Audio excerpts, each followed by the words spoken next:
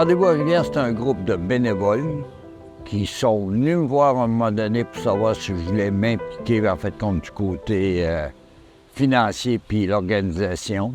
Ça fait que j'ai accepté. Et puis, j'ai sauté dedans en me disant, bien, ça va durer 2-3 ans, puis ça fait 20 quelques années.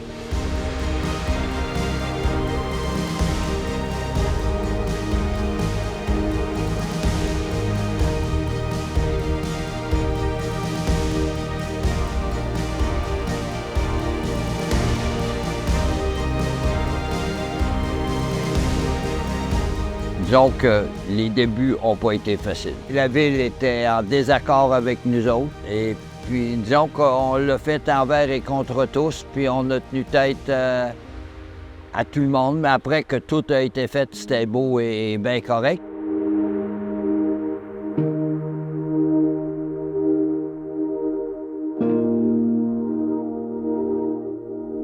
Moi, quand j'ai fini mes études en rhétorique, c'est l'équivalent de quoi? De la 12e année, 13e année d'école normale.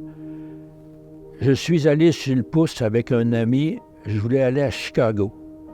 On est passé par Toronto, puis lorsqu'on passait d'un côté de la rivière Fraser, j'ai vu des sentiers à travers les écarts de la rivière de l'autre côté, des sentiers cyclopédestres.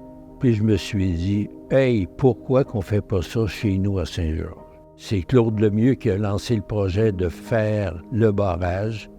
Et puis il a demandé s'il y avait du monde qui voulait se greffer à son équipe. Alors je suis allé là. Puis là, j'ai parlé, j'ai dit, le barrage, là, avec un plan d'eau en plein cœur de la ville, c'est l'occasion de faire des sentiers de chaque côté pour que tout le monde en profite le mieux possible. Paul, c'était avant tout, c'est un architecte de métier, artiste, convaincu en fin de compte, qui aime Saint-Georges, puis qui voulait faire quelque chose de spécial à Saint-Georges, puis qu'on le veuille ou qu'on ne le veuille pas.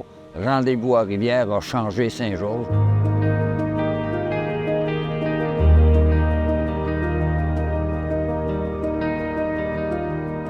L'objectif du départ était de continuer un peu l'aventure de Rendez-vous à la Rivière. On avait développé une infrastructure qui était le barrage, les passerelles et le parc. Et puis, à l'époque, Paul Baillargeon était celui qui disait « Il me semble qu'il manque quelque chose pour habiller davantage cet espace-là. » Et de là est venue l'idée d'avoir des sculptures. Marcel me donne un rendez-vous sur l'île Poseur. Et là, il me dit, « Hey Paul, on ne pourra pas dire qu'on n'est pas de calibre international. » J'ai dit, « Marcel, il manque rien que des sculptures. » Et il m'a dit, « Hey Paul, arrête là, OK là? On est rendu à 12 500 000. S'il y en a qui veulent des sculptures, ils s'en feront. » Bon, bien là, je savais qu'il ne fallait pas que ça coûte des fortunes et que les petites villes à travers le monde font des symposiums pour se doter de sculptures parce que, dépendamment du prestige et de la notoriété des gens qui font le symposium, le succès est assuré ou pas. Quelques mois auparavant, Jean-Louis Roy, mon cousin, fêtait ses 70 ans à Montréal. Et puis les cousins-cousines de la Beauce, on était là. Et Jean-Louis avait été le secrétaire général, ça veut dire le grand boss, de l'Organisation internationale de la francophonie.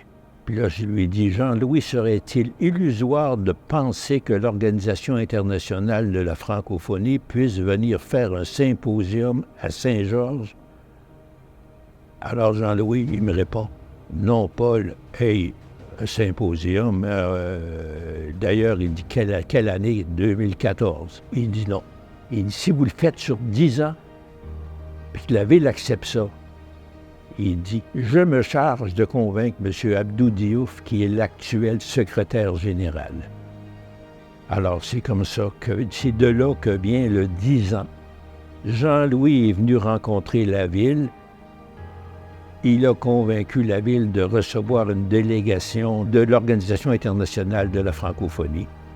Alors, puis ces gens-là sont venus à Saint-Georges, il y a eu une entente, et voilà pourquoi on a fait un projet sur 10 ans. En 2010, Paul est venu me chercher. Bon, on veut des sculptures, on veut faire un parc. Alors là, c'est là qu'a commencé le premier CA de Beauce-Sarre en 2010. Il fallait d'abord convaincre le maire et les échevins de la pertinence de Beauce-Sarre. Ça a pris 3 ans. Je me suis impliqué parce que je crois aux arts, ça c'est la première des choses, mais je dirais fondamentalement c'est parce que Paul Baillargeon m'a tordu le bras un peu pour lui aller donner un coup de main dans les premières éditions. On a éveillé beaucoup les gens à l'importance de l'art, l'importance de la culture dans la région.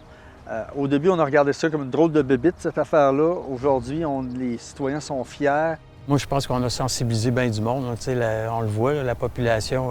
Je pense qu'il y avait bien du monde qui ne s'intéressait pas vraiment à l'art mais avant. Mais là, je vois, au niveau des expositions, on voit qu'il y a plus de monde. On voit des gens qu'on ne voyait pas avant qui s'intéressent à ça. Puis il y a une fierté aussi. Il y a des touristes qui viennent puis ils sont fiers d'aller faire le circuit des sculptures avec des visiteurs. Je veux dire, c'est quand même un beau legs qu'on laisse là, à la ville de Saint-Georges. L'art, c'est extrêmement important dans une société, dans une ville, dans un espace.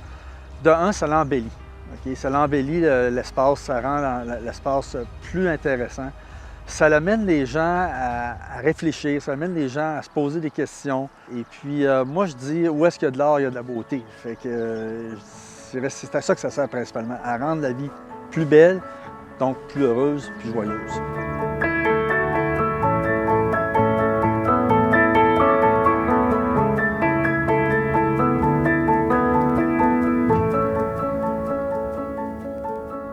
Il y en a qui ont donné du temps, puis il y en a qui ont donné de l'argent, mais on a eu beaucoup de bénévoles qui ont fourni beaucoup de temps là, à l'organisation des travaux.